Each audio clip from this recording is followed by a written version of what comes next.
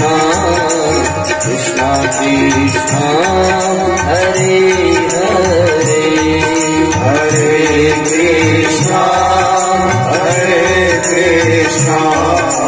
कृष्णा कृष्णा हरे हरे कृष्णा कृष्णा हरे हरे कृष्णा कृष्णा हरे हरे।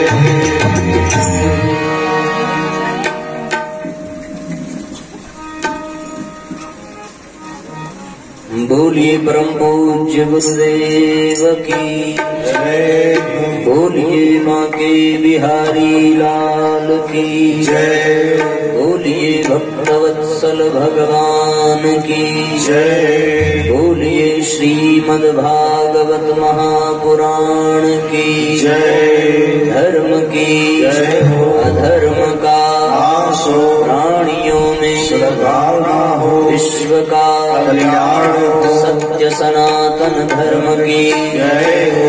नमः पार्वती पतये हर हर महादेव।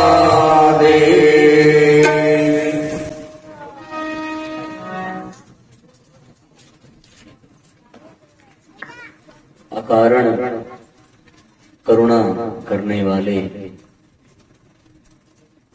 परम पिता परमेश्वर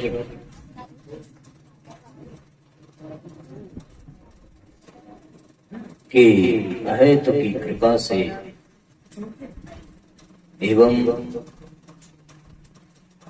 प्रातः स्मरणीय परम पूज्य गुरुदेव के विशेष अनुग्रह से श्रीमद् भागवत महापुराण रूपी भगवान की वांगमयी मूर्ति के प्रत्यक्ष सानिध्य में विराजमान शक्ति स्वरूपा माताओं, बहनों, देवतुल्य भाइयों, आत्मीय बंधुओं,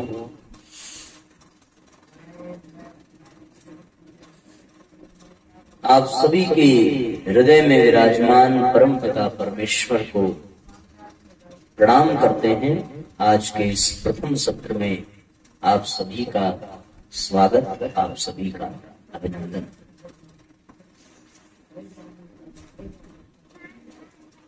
जीवन में कुछ भी अच्छा हो तो हमारे यहाँ ये परंपरा रही है कि हम उसे भगवान की कृपा समझते हैं।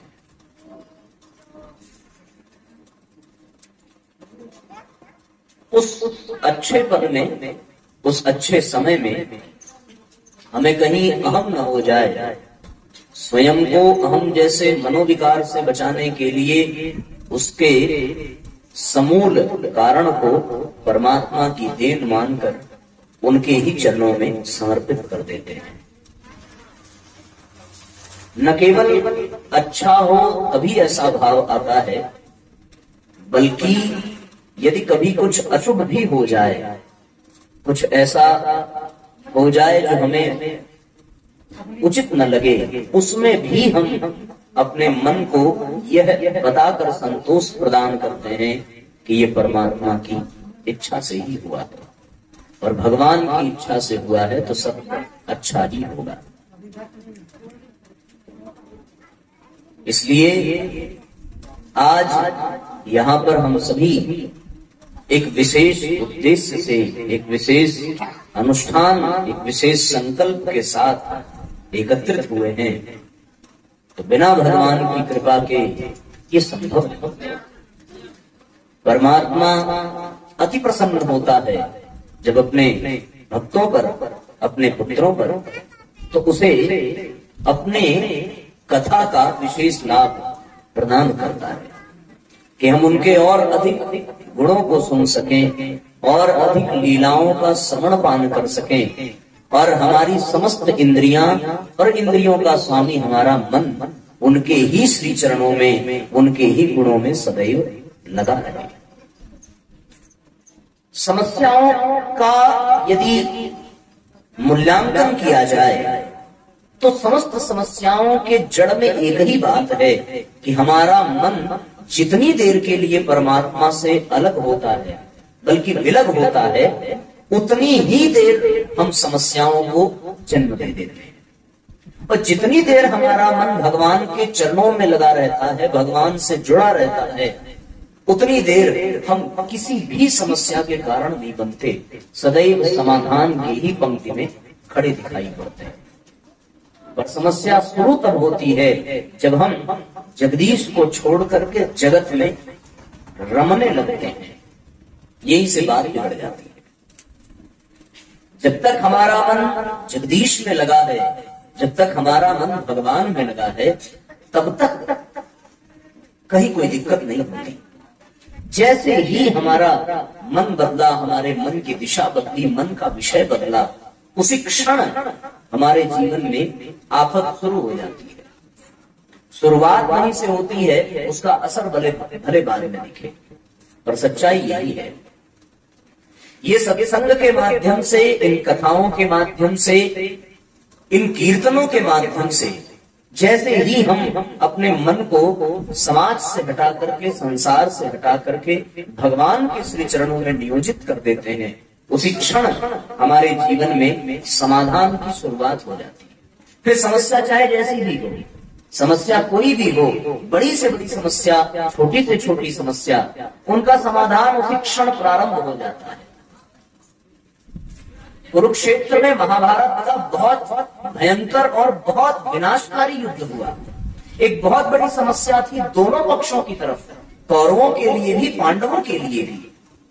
दोनों जानते हैं कि इसका निर्णय क्या होगा, ये भविष्य में किसी को पता नहीं है, लेकिन उस युद्ध का, उस समस्या का समाधान, उस युद्ध का परिणाम, उस युद्ध का निराकरण उसी क्षण हो गया था जब कृष्ण के पास अर्जुन और दुर्योधन दोनों पहुंचे थे। जैसे ही दुर्योधन ने अपने मन को भगवान श्री कृष्ण की सेना में लगा दिया, वैसे ही उसके भी युद्ध का परिणाम निश्चित हो गया। और जैसे ही अर्जुन ने अपने मन को श्री कृष्ण के चरणों में लगा दिया, उसी क्षण अर्जुन के लिए भी युद्ध का परिणाम निश्चित हो गया। परिणाम क्या निकला ये हम सभी जानते हैं, और उसका निर्णय उसी दिन हो गया था जिस दिन भगवान कृष्ण ने अपने आप को दो हिस्सों में बांटा कि एक तरफ मैं हूं और बिना किसी अस्त्र शस्त्र के, और दूसरी तरफ मेरी ये सारी सेना है, नारायणी सेना, जिसे पराजित करना संभव नहीं है। युद्ध का निर्णय उसी समय हो गया था। उसी प्रकार हमारे लिए भी ये बात है कि जैसे ही हम समाज को छोड़ करके भगवान की शरण लेते हैं और अपने मन को उनमें लगाते हैं, उसी क्षण हमारी समस्त समस्याओं का निराकरण प्रारंभ हो जाता है। और जैसे ही हम भगवान से हट करके अपने मन को संसार में लगाते हैं, उसी क्षण हमारी समस्याओं की शुरुआत हो जाती है। बस बात इतनी सी है। अब ये सत्संग ही वो माध्यम है, ये कीर्तन ही वो माध्यम है, फिर स्वाध्याय ही वो माध्यम है, उपवास, उपासना आदि कर्मकांड की विधियां ही वो माध्यम है कि हम अपने मन को संसार से हटा करके भगवान में लगा सकें। इसी उद्देश्य की पूर्ति के लिए हमारे सनातन धर्म में हमारे ऋषियों द्वारा ये सारी परंपराएं बनाई गई। फिर उसी के लिए राम कथा बनाई गई, भागवत कथा बनाई गई, प्रज्ञा पुराण बनाया गया, यज्ञ बनाया गया, अनुष्ठान बनाया गया, जितने भी विधियां बनाई गई, जितने भी कर्मकांड बनाए गए, जितने भी पद्धतियां बनाई गई, वो केवल और केवल एक ही उद्देश्य है कि मनुष्य के मन को भगवान के चरणों में पहुंचाया जा सके।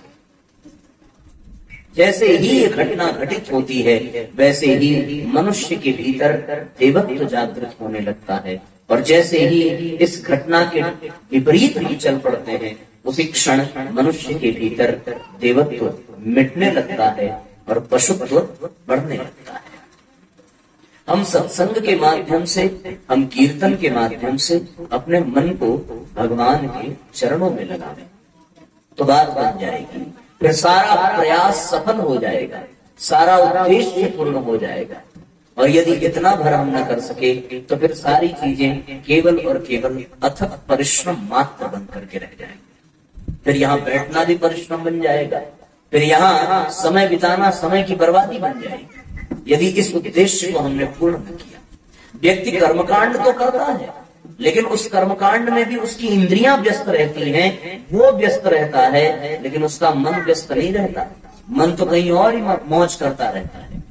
यदि हम भगवान को प्रसाद चढ़ा रहे हैं तो भगवान को प्रसाद चढ़ाते समय हमारे ये हाथ प्रसाद उठाते हैं, प्रसाद चढ़ाते हैं, हमारी ये आंखें प्रसाद को देख भी रही है, हमारी ये नासिका प्रसाद को सूंघ भी रही है, हमारी ये इंद्रियां प्रसाद को अनुभव भी कर रही है। लेकिन उनको चढ़ाने वाला उस प्रसाद के माध्यम से भगवान के चरणों में जिस मन को लगना चाहिए था, वो मन प्रसाद में नहीं लगा है, वो मन भगवान में नहीं लगा है। मन को छोड़कर सारी इंद्रियां प्रसाद चढ़ाने में लगी हैं, लेकिन जो मन है केवल वही नहीं लगा। और लगाना केवल उसी को था। इंद्रियां लगे या ना लगे, लेकिन अगर मन लग गया तो फिर प्रसाद चढ़ाना सार्थक हो गया। और यदि मन न लगा, फिर सारी इंद्रियां उसमें लगी रही, तो फिर प्रसाद चढ़ाना बेकार। भगवान को आपकी इंद्रियों से मतलब नहीं है, भगवान को केवल और केवल आपका मन चाहिए। शास्त्र भी ये कहता है कि भगवान के पास सब कुछ है, ऐसा कुछ भी नहीं जो उनके पास ना हो। लेकिन संतों ने ये कहा है कि जो गोकुल की गोपियां थी, उन्होंने भगवान का मन चुरा लिया। भगवान के पास यदि कुछ नहीं है तो वो केवल और केवल मन नहीं है, और भगवान को मन ही चाहिए। तो भगवान के जब आप दर्शन करने जाएं तो भगवान को आपसे प्रसाद नहीं चाहिए। जो पूरी धरती को खिला रहा हो, पूरे ब्रह्मांड का पोषण कर रहा हो, उसे हमारे प्रसाद की क्या आवश्यकता। जिसके प्रकाश से स्वयं सूर्य और चंद्रमा प्रकाशित हो रहे हो, उसे हमारे द्वारा जलाए गए दीपक की कोई आवश्यकता नहीं है। जो पूरे विश्व ब्रह्मांड को ऊर्जा दे रहा हो, उसे हमारी पूजा की कोई आवश्यकता नहीं है। बस केवल इतना ही वो चाहता है कि फिर इस व्यक्ति का जो मन है वो चारों तरफ से हट करके हमारे चरणों में लग जाए। और जैसे ही वो मन हमें समर्पित हो जाएगा, वही सच्चा सुमन कहलाएगा। और ये सुमन तब बनेगा जब आप अपने मन को नमन करोगे भगवान के चरणों। नमन का तात्पर्य है अपना मन निकाल करके दे देना। नमन का तात्पर्य है अपने मन को भगवान को समर्पित कर देना और खुद बिना मन के हो जाना। मन का कार्य है विचार करना, मन का कार्य है इच्छा करना, मन का कार्य है कल्पना करना। अब ये जब हमने भगवान को दे दिया तो फिर वो मन अपने हिसाब से इच्छा नहीं करेगा, अपने हिसाब से कल्पना नहीं करेगा, अपने हिसाब से विचार नहीं करेगा, फिर तो वो भगवान के हिसाब से करेगा।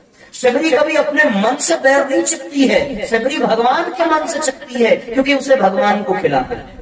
यदि वो अपने मन से चकती तो उसका पेट भर जाता, तो फिर वो न करती। या फिर यदि वो अपने मन से कर रही होती तो फिर वो रोज पैर न चकती, केवल एक दिन करती तो एक दिन छोड़ देती, एक दिन चकती तो एक दिन छोड़ देती। यदि वो अपने मन से करती तो वो प्रतिदिन रास्ता न बुहारती। लेकिन वो क्यों प्रतिदिन कर रही है और 10,000 सालों से कर रही है। पद्म पुराण में ये वर्णन है कि शबरी ने भगवान का 10,000 वर्ष तक इंतजार किया है। तो अगर वो प्रतिदिन ऐसा कर रही है तो वो अपने मन से नहीं कर रही है। अपने मन से करती तो वो कभी करती कभी नहीं करती, कभी करती कभी नहीं करती। इसी प्रकार जैसे शबरी सब कुछ भगवान के मन से करना चाह रही है। और ऐसा क्यों? क्योंकि वो अपने मन को ही भगवान को उठा कर दे देती है। मीराबाई है, गोपियां हैं, श्री राधा रानी है, भगवान के जितने भी भक्त हैं, उन सब में यही विशेषता देखने को मिलती है कि उन्होंने कुछ दिया हो या न दिया हो, लेकिन अपना मन जरूर भगवान को दे दिया। और अपने मन को, अपने विचारों को, अपनी भावनाओं को, अपनी इच्छाओं को, अपनी कल्पनाओं को, अपने संकल्पों को केवल और केवल किसके हिसाब से रखा है? परमात्मा के हिसाब से रखा है, भगवान के हिसाब से रखा है। इसके अतिरिक्त और उनके पास कोई दूसरा रास्ता नहीं है। तो केवल और केवल उद्देश्य इतना ही है, समस्त कर्मकांडों का, समस्त कथाओं का, समस्त भजनों कीर्तनों का, समस्त अनुष्ठानों का, कि हमारा मन भगवान के चरणों में लग जाए। बस इतना ही गणित खेलना है। यदि हम इतना कर पाए तो उसके बाद तो फिर सारी जिम्मेदारी उनकी बन जाती है। हम तो ये कहकर के छुट्टी पा लेंगे कि प्रभु हमारा मन आपके पास था, अब हमें और क्या करना था। जब हमारा मन ही हमारे पास नहीं था तो हम करते क्या? हमारा मन आपके पास था तो करना तो आपको ही था। इसलिए केवल और केवल इतना ही मन बना लीजिए कि इस कथा के माध्यम से हम अपने मन को भगवान के चरणों में समर्पित कर सकें। बस सब बात बन जाएगी। ये मन का ही सारा करा कराया है।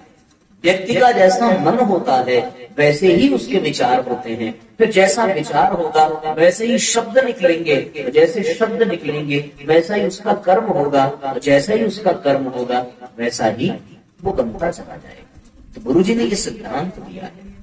आप विचार करो, यदि किसी को चोर बनना है तो वो पहले उसके मन में ये बात आती है कि भाई हमें चोरी करनी है। अब अगर उसका मन भगवान के चरणों में हो तो फिर वो चोरी करेगा क्या?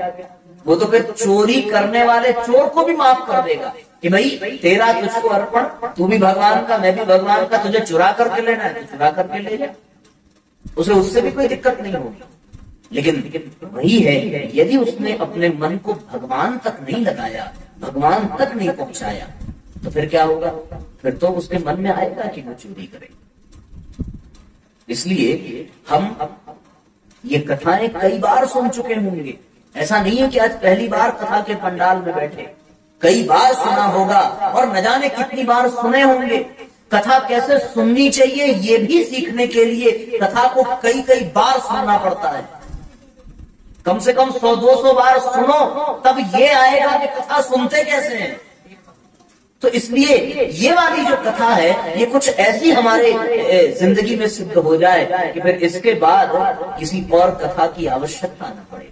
और ये तभी होगी जब हमारा मन भगवान के चरण में लग जाएगा। भगवान ये जो माखन चुराते हैं ना, ये माखन जो चुराने की प्रक्रिया है वो प्रक्रिया केवल और केवल इतनी ही है कि वो भगवान गोपियों का मन चुराना चाहते हैं। मन चुराने के लिए उन्होंने माखन को माध्यम बनाया है, और माखन में से आप बीच का खा निकाल दो तो वो मन ही बन जाता है। तो उस मन को ही चुराया है। माखन तो एक बहाना है।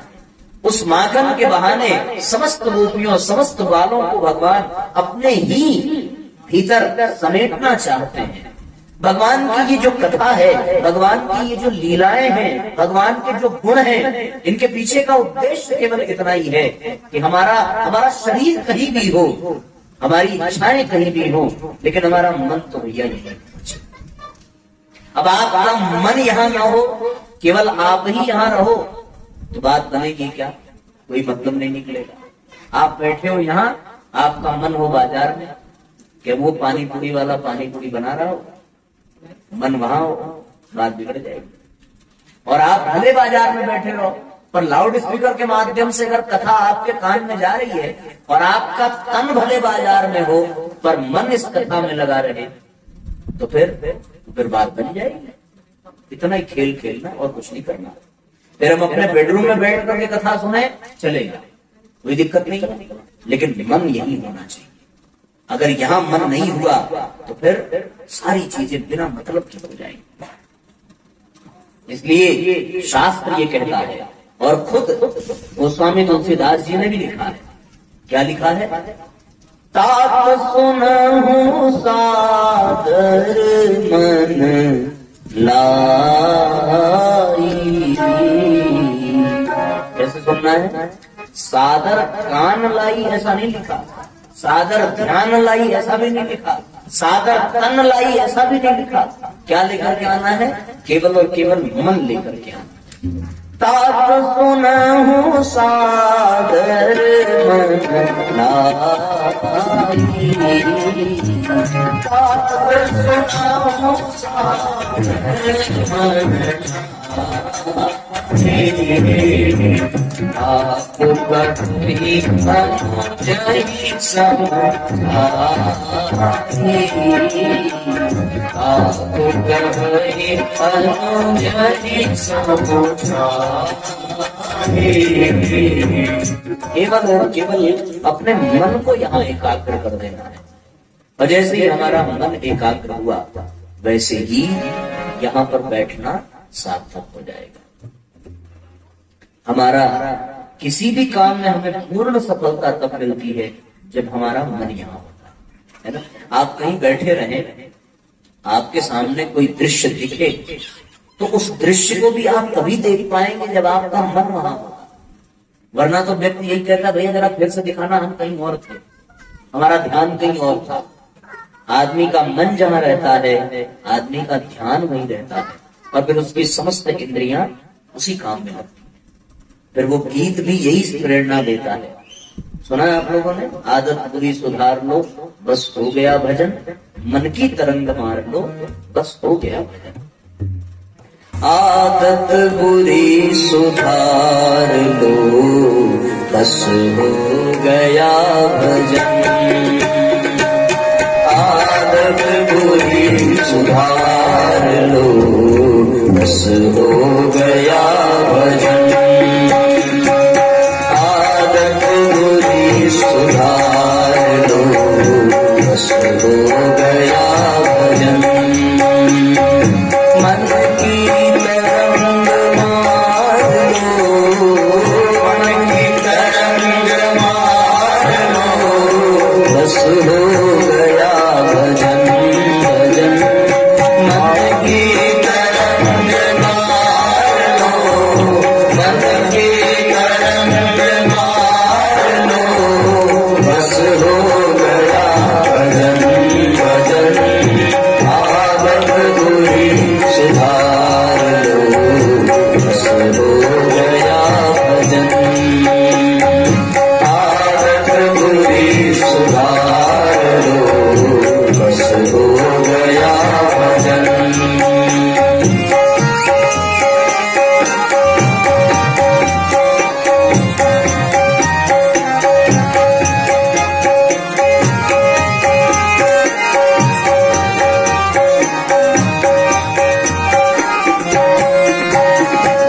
दृष्टि में तेरे दोष है दुनिया की हार की,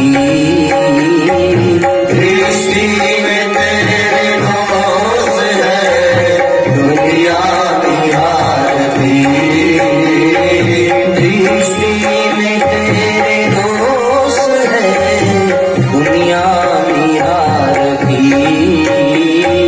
दृष्टि में तेरे दोष है दुनिया की हार की।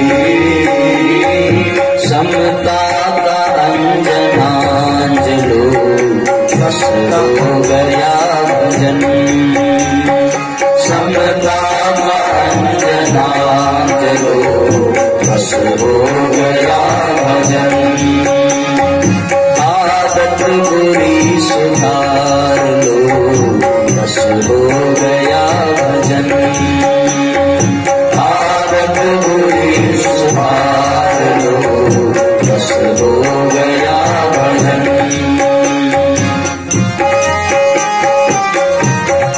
तालियां एक साथ बजाइए तो आपको भी बहुत अच्छा लगेगा, हमारे साथ साथ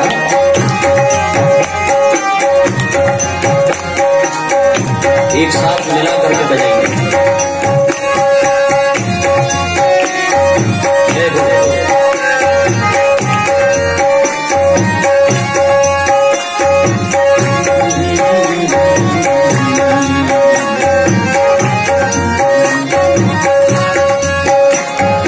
दुनिया तुम्हें बुरा कहे पर तुम करो क्षमा, दुनिया तुम्हें बुरा कहे पर तुम करो क्षमा, दुनिया तुम्हें बुरा कहे पर तुम करो क्षमा, दुनिया तुम्हें बुरा कहे पर तुम करो क्षमा।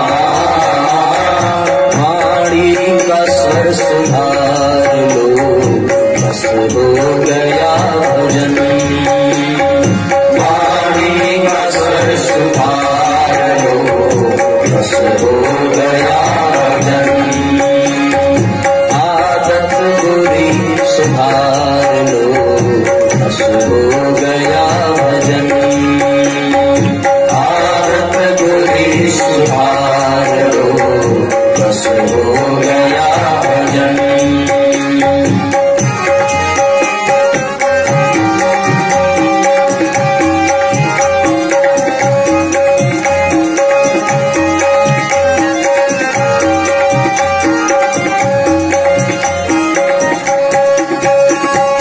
जाना है सबको एक दिन दुनिया को त्याग के, जाना है सब के, जाना है सबको एक दिन दुनिया को त्याग के, जाना है सबको एक दिन दुनिया को त्याग के। इतना ही तुम विचार लो बस हो गया भजन, इतना ही तुम विचार लो बस हो गया भजन, इतना ही तुम विचार लो बस हो गया भजन, इतना ही तुम विचार लो बस हो गया भजन। मन की तरंग मार लो, मन की तरंग मार लो बस हो गया भजन, भजन। मन की तरंग मार लो बस हो गया भजन, भजन। आदत बुरी सुधार लो बस हो गया भजन, आदत बुरी सुधार लो बस हो गया भजन, आदत बुरी सुधार लो बस हो गया भजन, आदत बुरी सुधार लो बस हो गया भजन, बस हो गया भजन, बस हो गया भजन।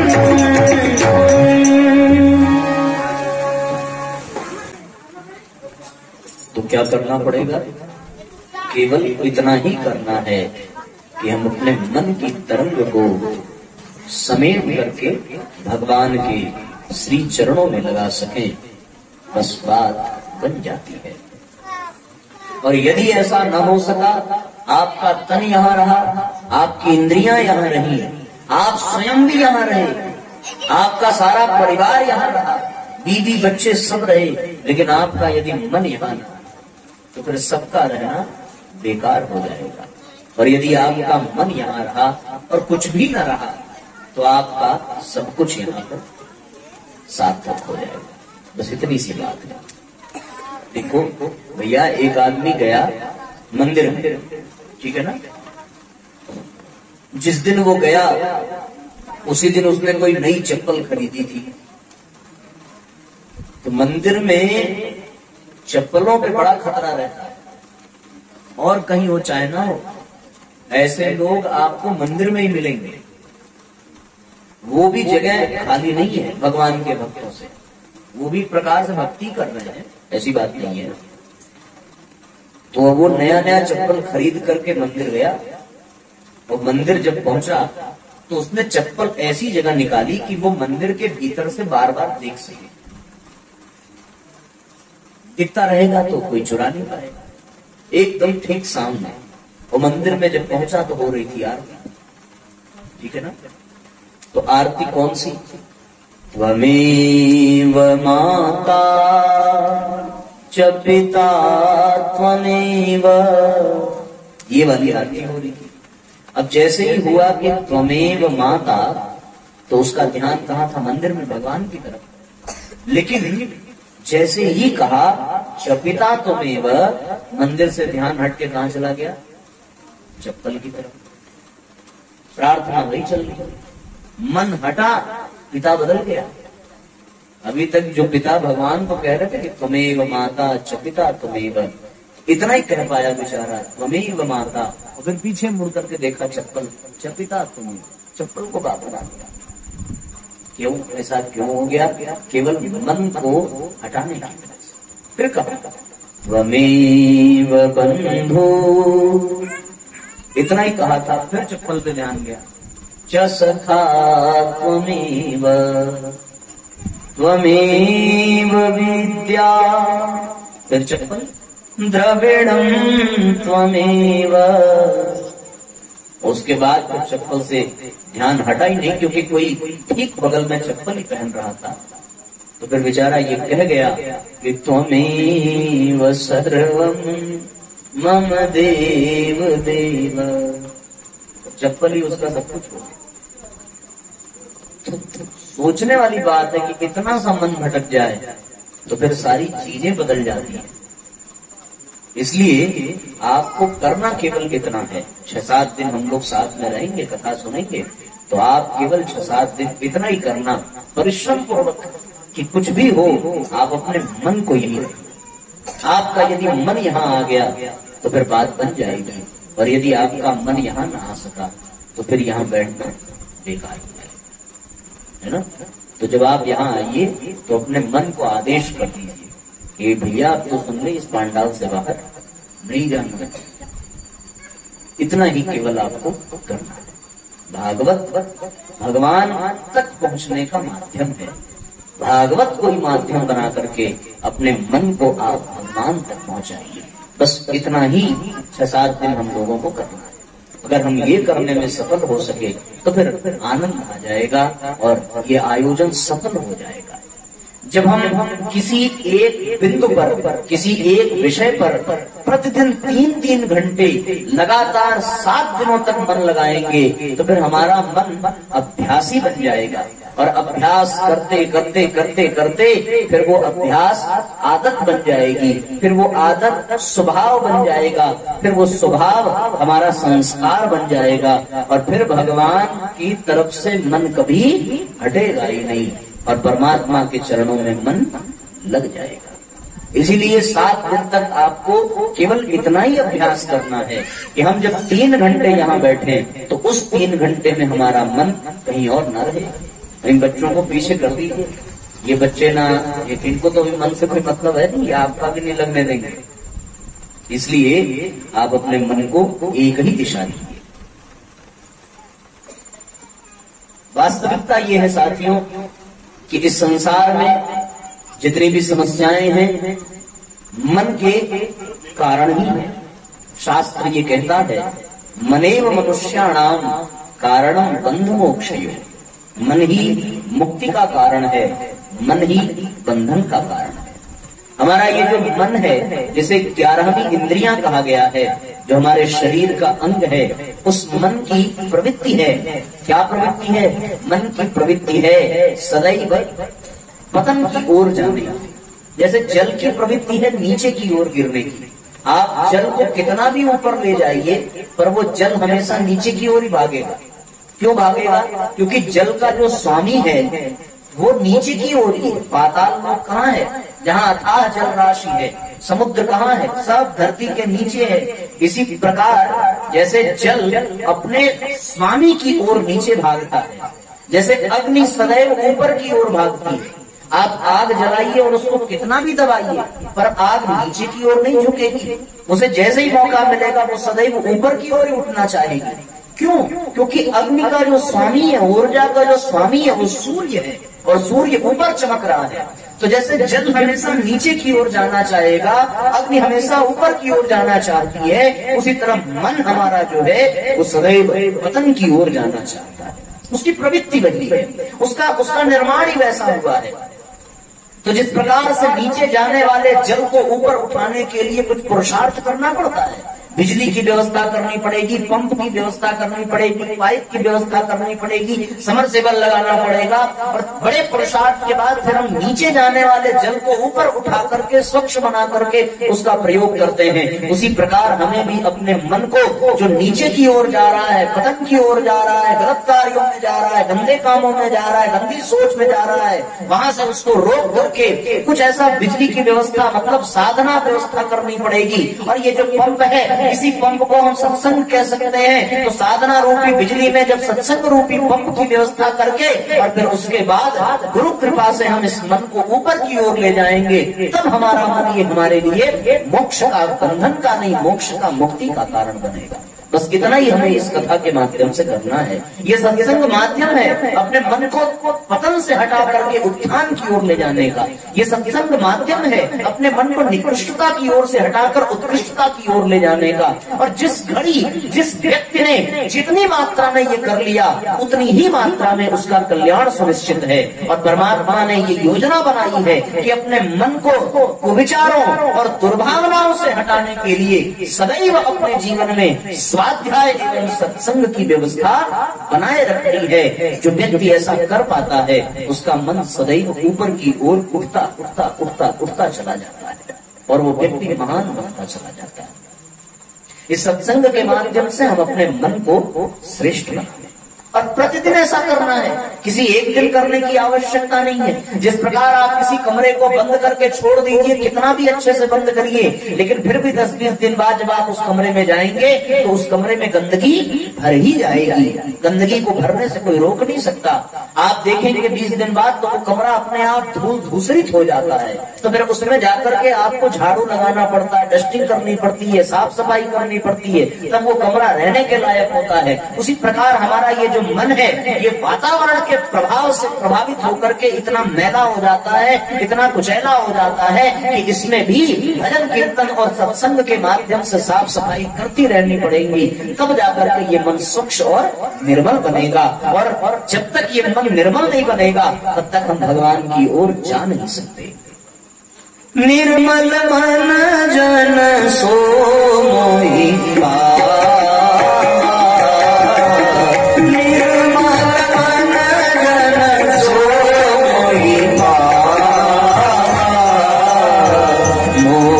कपट चल छिद्रन मोहि कपट चल छिद्रन सनमुख होहि मोहि जगति सनमुख होहि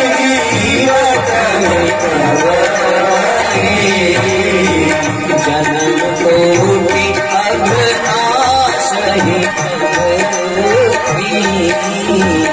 जन्म कोटि अघनाशहि जन्म कोटि अघनाशहि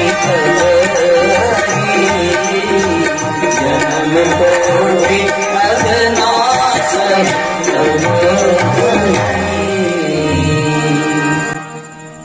जब तक मन निर्मल नहीं बनेगा तब तक भगवान से वो नहीं जुड़ेगा, भगवान उसमें नहीं आ सकते। और जैसे मन निर्मल बन जाएगा वैसी ही बात बन जाएगी। अच्छा एक बात बताइए, आपने किसी कमरे के दरवाजे खिड़की सब बंद कर दिए, उसमें प्रकाश की एक किरण भी नहीं जा सकती, तो उस कमरे में फिर केवल और केवल अंधकार ही अंधकार होगा। उसमें कुछ दिखेगा क्या? कुछ भी नहीं दिखेगा। कई वर्षों से उस कमरे में अंधकार भरा हुआ है। तो क्या उस कमरे के अंधकार को मिटाने के लिए जितने वर्षों का अंधकार है उतने वर्षों तक प्रकाश करना पड़ेगा? ऐसा नहीं है। अंधकार कितना भी पुराना हो, अंधकार कितना भी घना हो, लेकिन प्रकाश की केवल एक किरण पर्याप्त होती है उस अंधकार को मिटाने के लिए, हटाने के लिए। केवल एक किरण। और जैसे ही वो किरण उस कमरे में प्रवेश करे वैसे ही उस कमरे का अंधकार तत्क्षण समाप्त हो जाता है। भले ही वो वर्षों से अंधकार हो, भले ही वो कितना भी घना अंधकार हो, हाथ भी न सूझ पड़े ऐसा अंधकार, लेकिन प्रकाश की एक किरण उस अंधकार को तितर बितर कर देती है।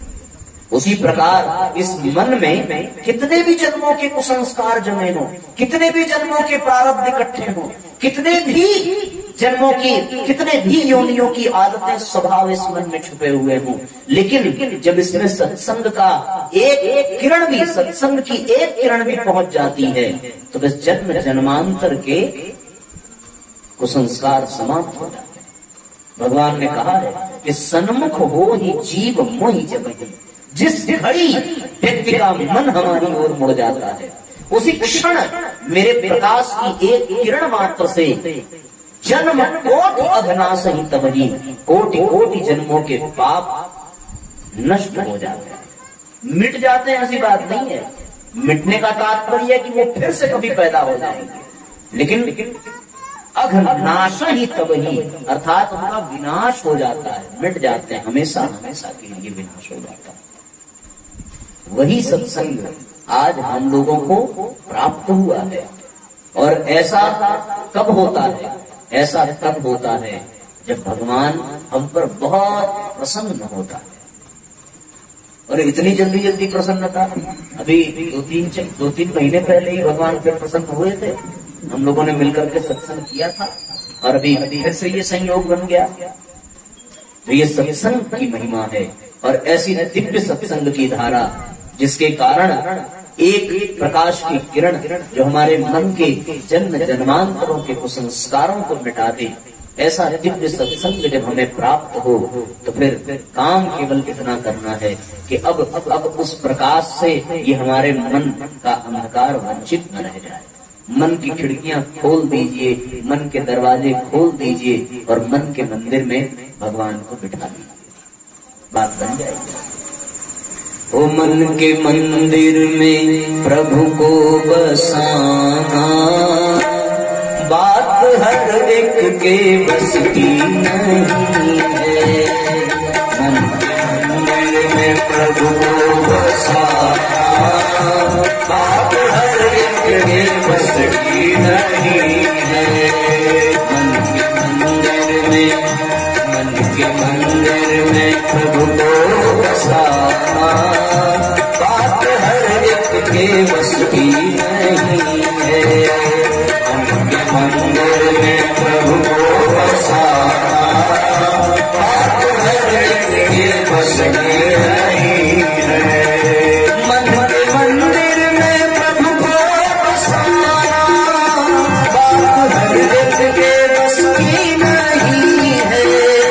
मन के मंदिर में प्रभु को बसाना, बात हर एक के बस में नहीं है। बात हर एक के बस की नहीं है। खेलना पड़ता है जिंदगी से, खेलना पड़ता है जिंदगी से। भक्ति इतनी भी सस्ती नहीं है।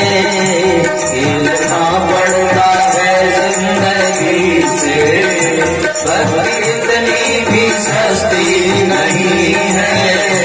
मन के मंदिर में प्रभु को बसाना,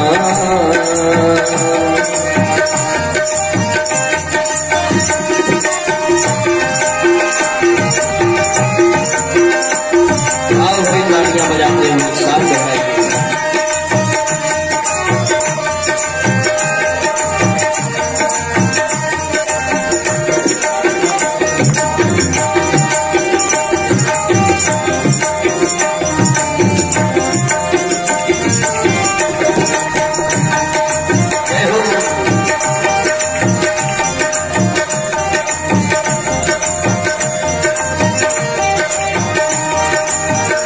प्रेम मीरा ने मोहन पे डाला, उसको पीना बड़ा विश्व का प्याला।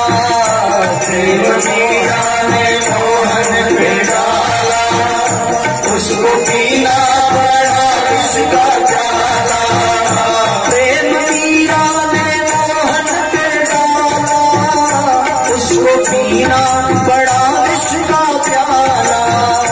प्रेम मीरा ने मोहन पे डाला, उसको पीना बड़ा विश्व का प्याला।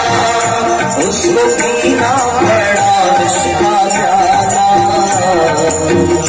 जब तक ममता है, जब तक ममता है इस जिंदगी से, जब तक ममता है इस जिंदगी से, उसकी रहमत बरसती नहीं है। जब तक ममता है इस जिंदगी से, उसकी रहमत बरसती नहीं है।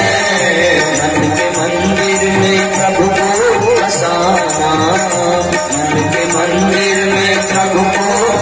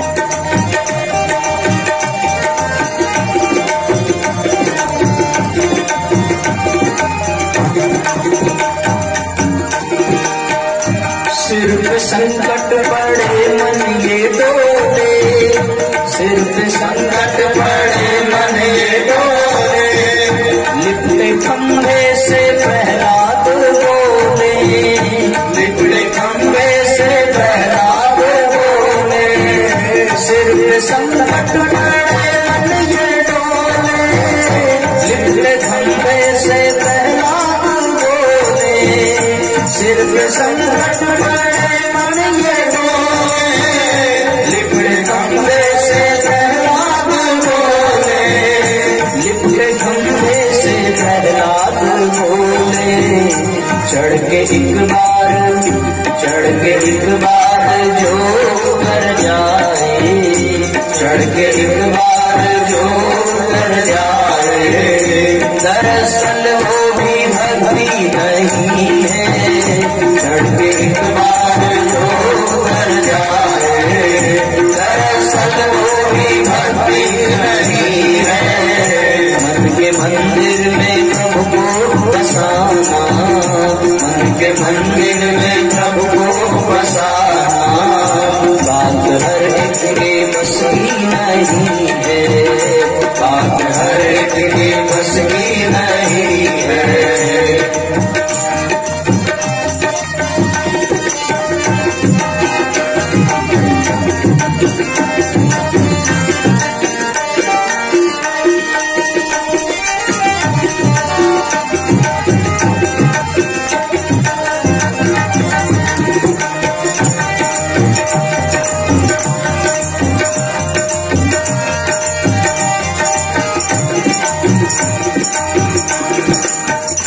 संत कहते हैं नागिन है माया, संत कहते हैं नागिन है माया, इसने सारा जगत काट खाया, इसने सारा जगत काट खाया।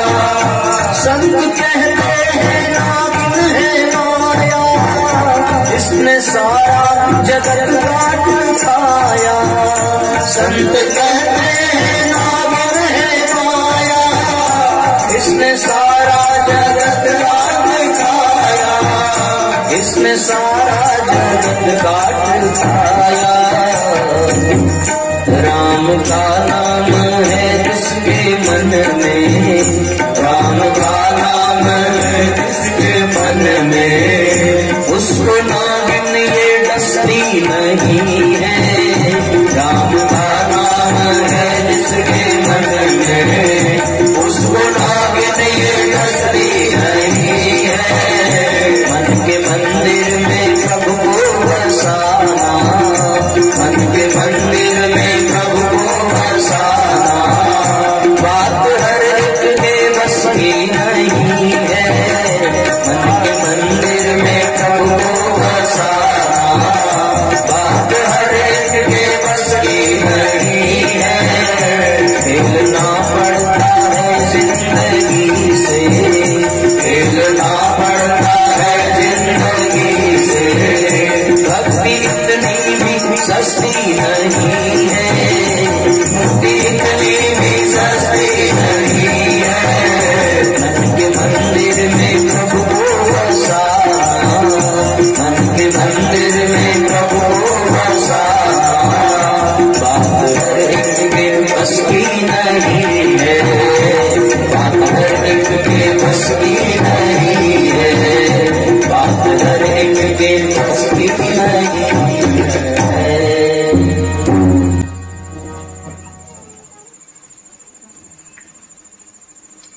तो इसलिए अपने मन को भगवान तक पहुंचाना है, और वो मन निर्मल बनेगा सत्संग के माध्यम से।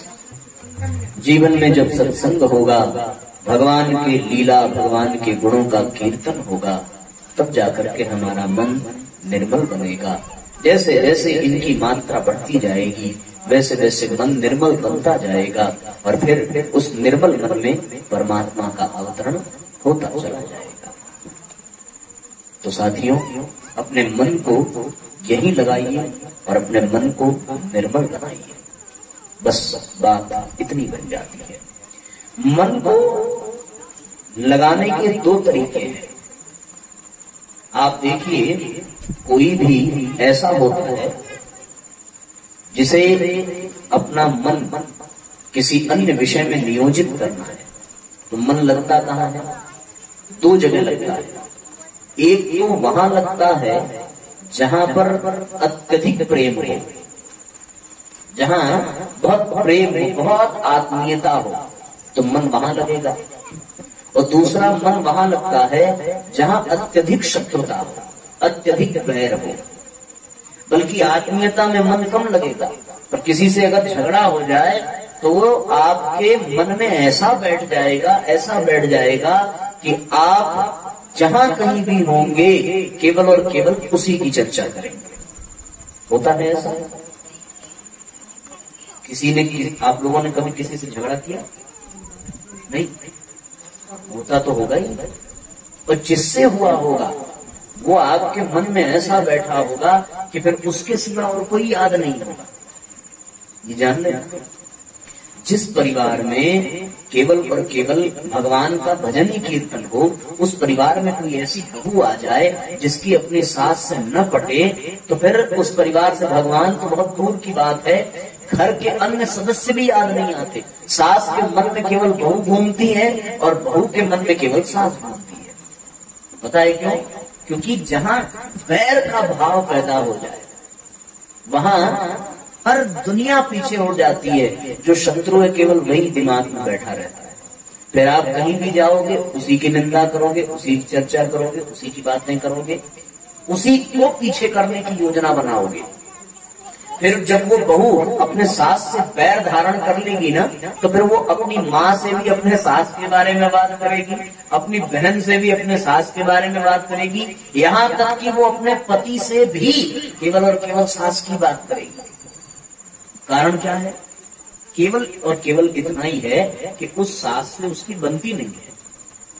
तो वो ऐसा मन में बैठ जाएगी कि आप उसे कभी निकाल नहीं सकते। एक तो ये तरीका है मन में बिठाने का।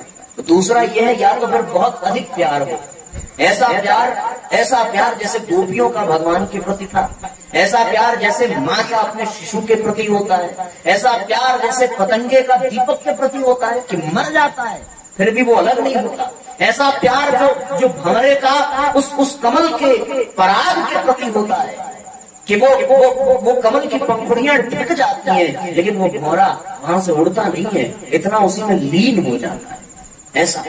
ऐसा प्रेम जैसा किसी शिष्य का अपने गुरु के प्रति होता है, ऐसा प्रेम जैसा पत्नी का अपने पति के प्रति होता है, ऐसा वाला प्रेम हो जाए, ऐसा प्रेम जैसा भक्त का भगवान के प्रति होता है, ये वाला प्रेम हो जाए, तब वो मन से नहीं निकलेगा।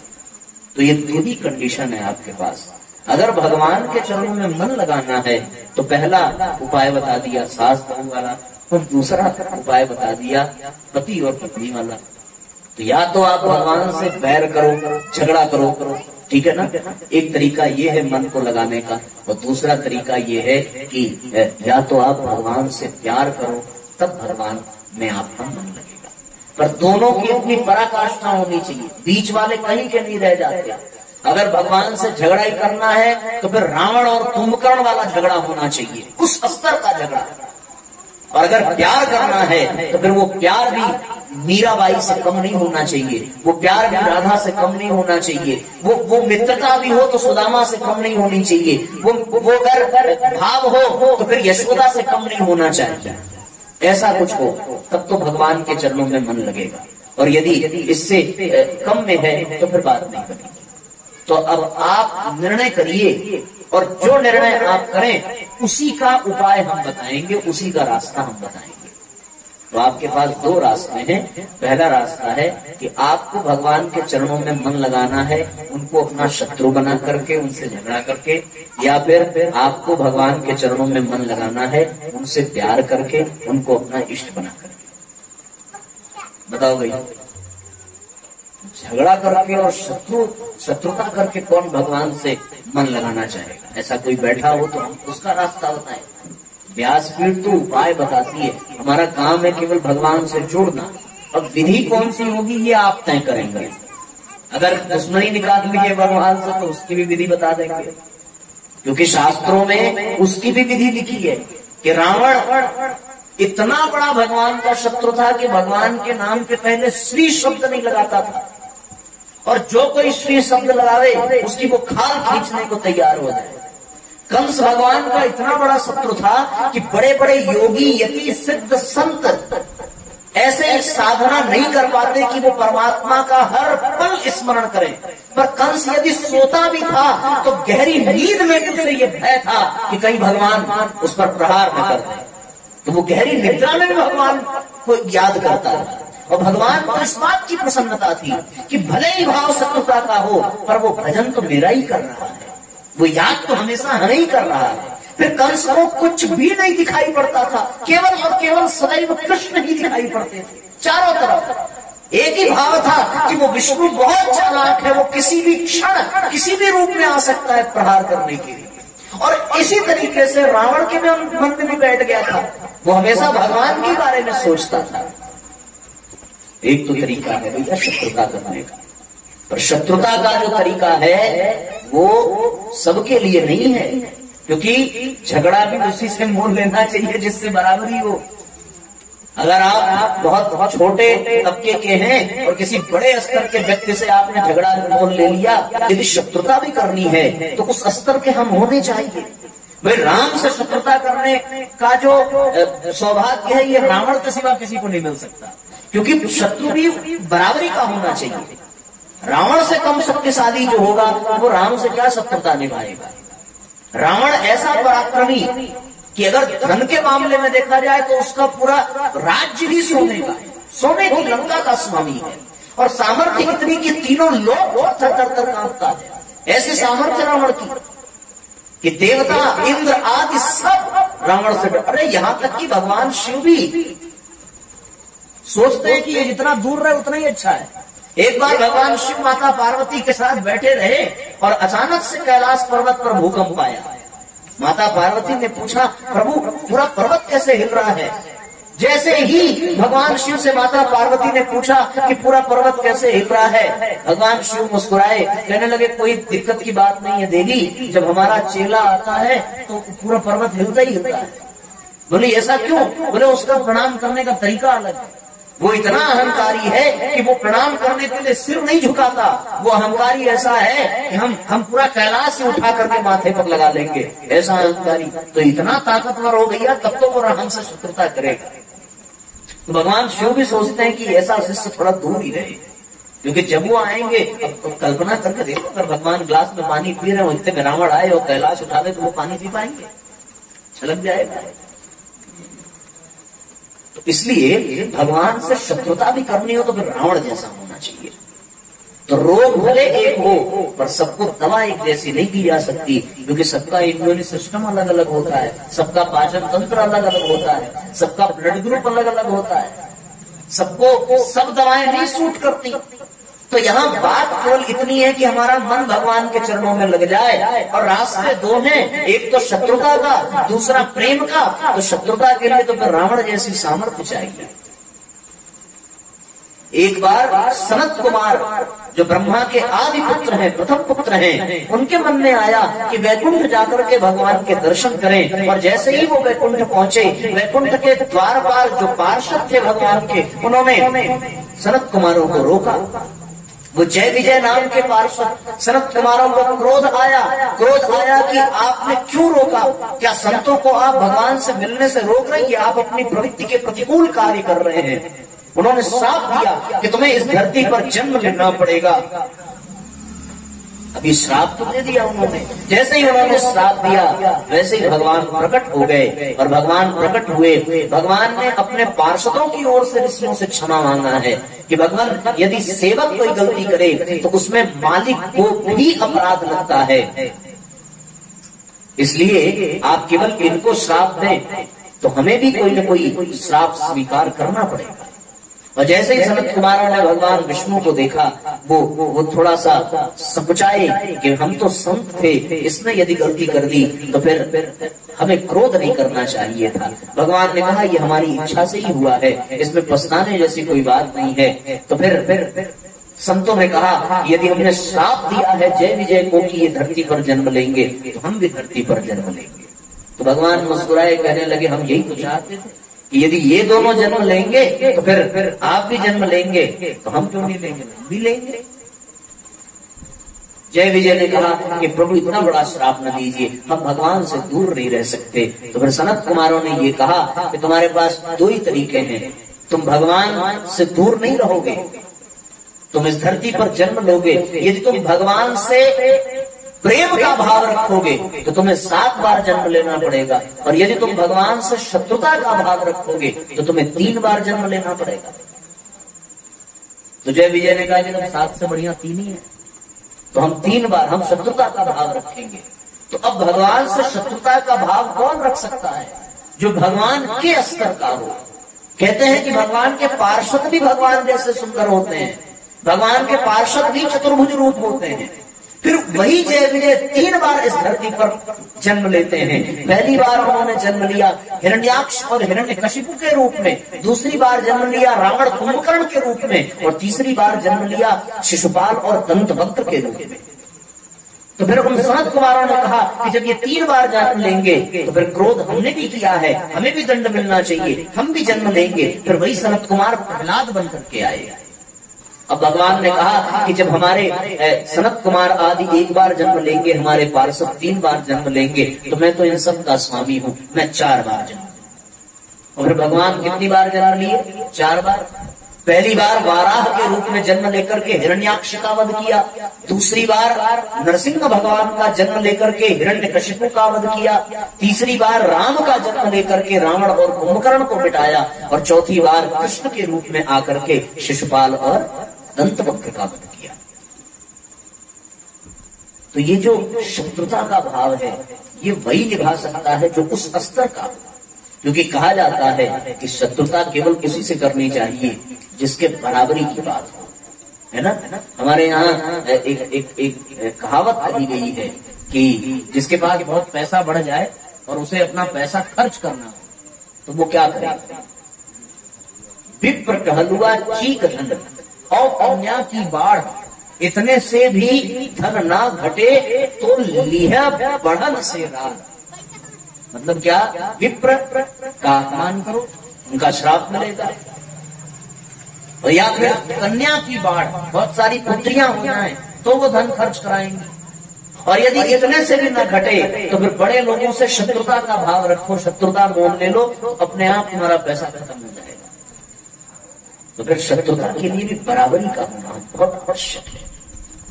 तो हमारी हिम्मत नहीं हो सकती, हमारा ये भाव नहीं हो सकता कि हम भगवान से शत्रुता का संबंध बनाएं। तो हमारे पास केवल एक ही रास्ता है, और वो रास्ता यही है कि हम भगवान से प्रेम का रिश्ता बनाएं, और प्रेम का रिश्ता बना करके उनको प्राप्त करने का प्रयास करें। और ये सत्संग भगवान की ओर हमें आकृष्ट करता है। तो जिससे प्रेम करना हो, जिससे संबंध बनाना हो, उसके विषय में जानना बहुत जरूरी है। और आप यदि विषय में जानना चाहें तब तो फिर होता है ना कि अगर आदमी अपनी कन्या के लिए वर ढूंढता है तो फिर कन्या के परिवार वालों का और कन्या का उस वर में प्रेम प्रीति कब होती है?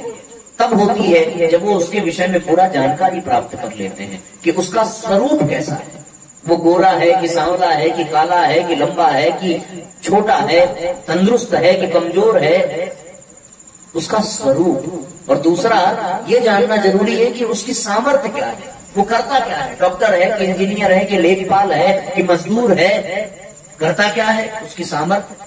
इसी आधार पर प्रेम होता है। या तो स्वभाव अच्छा मिल जाए, या तो स्वरूप अच्छा मिल जाए, या तो सामर्थ्य अच्छा मिल जाए। और जब तीनों अच्छा मिल जाए तब तो सोने में सुहागा है। कभी कभी स्वरूप अच्छा मिल जाता है, सामर्थ्य भी अच्छा मिल जाता है, पर स्वभाव अच्छा नहीं होता। स्वरूप रावण का भी बहुत अच्छा था, तो कैसा स्वरूप रहा होगा महाराज? 10 सिर, 1 नहीं 2 नहीं 10 और भुजाएं 20, ऐसा रावण रहा होगा। उसकी सामर्थ्य ऐसी कि तीनों लोगों पर राज्य कर सके, लेकिन स्वभाव नहीं अच्छा था। स्वभाव में कटुता थी, स्वभाव में छल था, स्वभाव में पशुता थी, स्वभाव में असुरता थी। लेकिन भगवान का जो स्वरूप है, सामर्थ्य है, स्वभाव है, सब बहुत अच्छा है।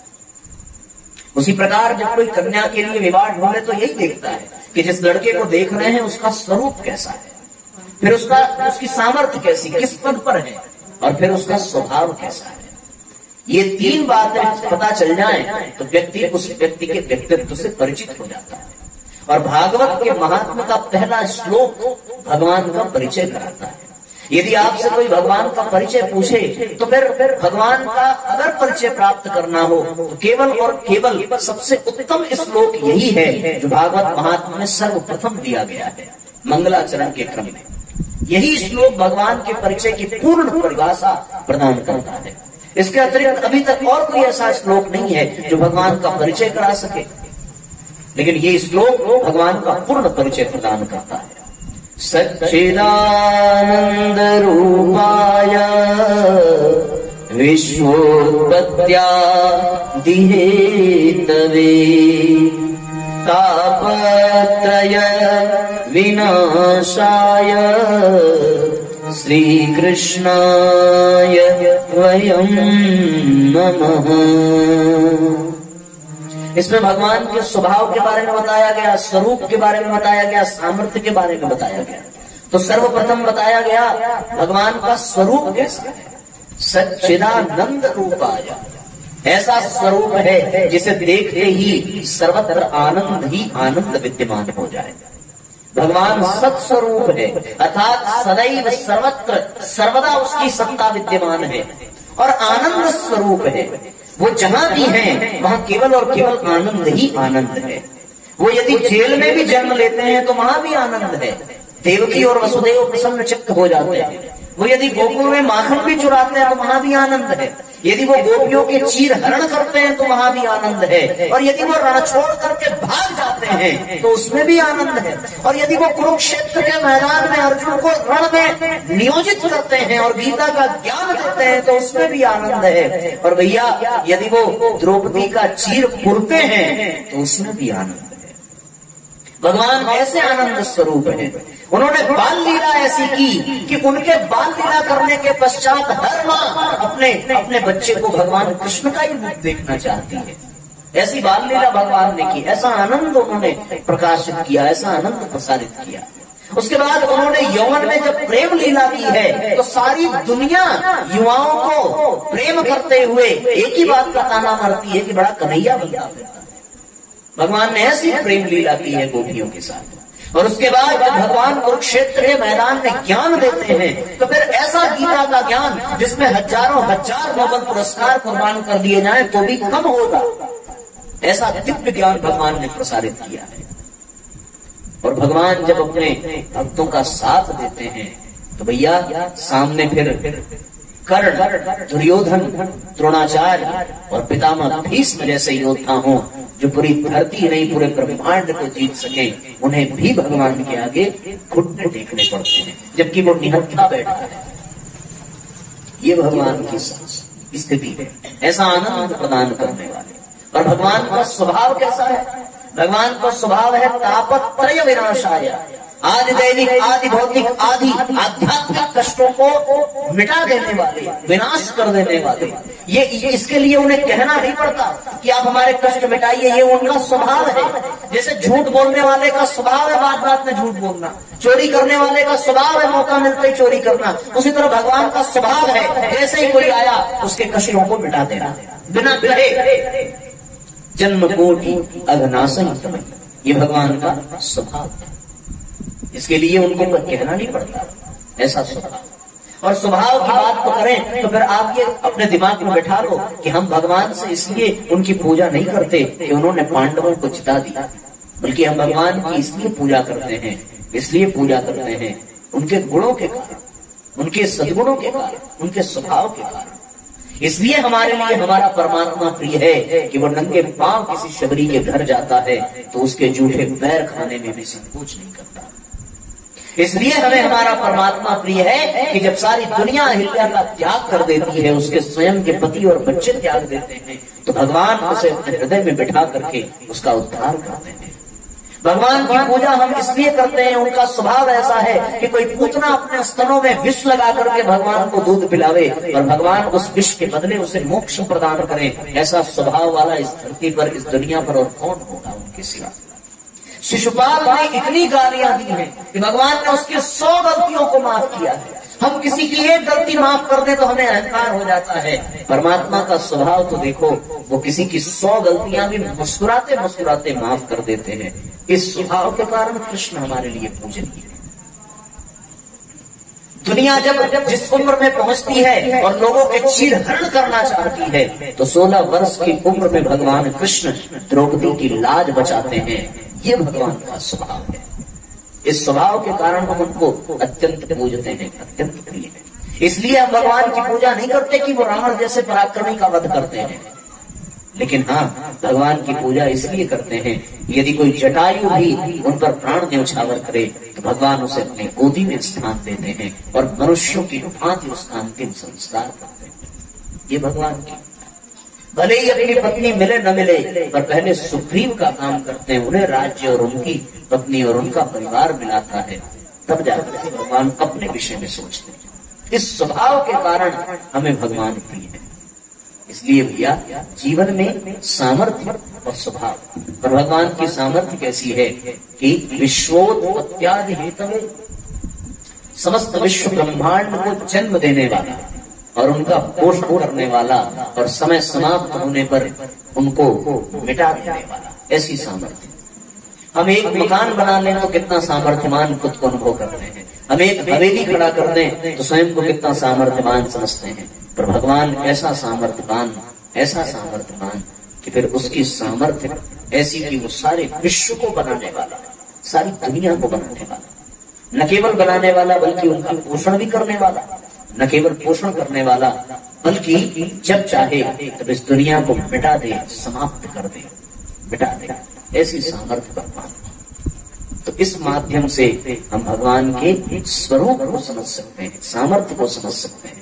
और आगे की कथाओं में हम भगवान के इन्हीं बिंदुओं पर विचार करते हुए आगे की कथा सुनेंगे, तो फिर हम भगवान से परिचित होंगे, और परिचित होंगे तो फिर उनके गुणों, उनके स्वभाव, उनके सामर्थ्य, उनके स्वरूप के कारण उनसे प्रेम बढ़ेगा, और प्रेम बढ़ेगा तो उनमें मन लगेगा, और मन लगेगा तो फिर हमारे लिए ये ज्ञान यज्ञ सार्थक हो जाएगा और ये कथा हमारे लिए पूर्ण हो जाएगी। इसलिए आइए भगवान को एक बार पुनः इस श्लोक के माध्यम से स्मरण करें। कमर सीधी करके बैठें, एक बार हम बोलेंगे, एक बार आप सब दोहराइए, मंत्र का उच्चारण करिए। ओम सच्चिदानंद रूपाय सच्चिदानंद रूपाय विश्वोत्पत्त्यादि हेतवे विश्वोत्पत्त्यादि हेतवे तापत्रय विनाशाय तापत्रय विनाशाय श्री कृष्णाय वयं नमः। श्री कृष्णाय वयं नमः। श्री कृष्णाय वयं नमः। श्री कृष्णाय वयं नमः।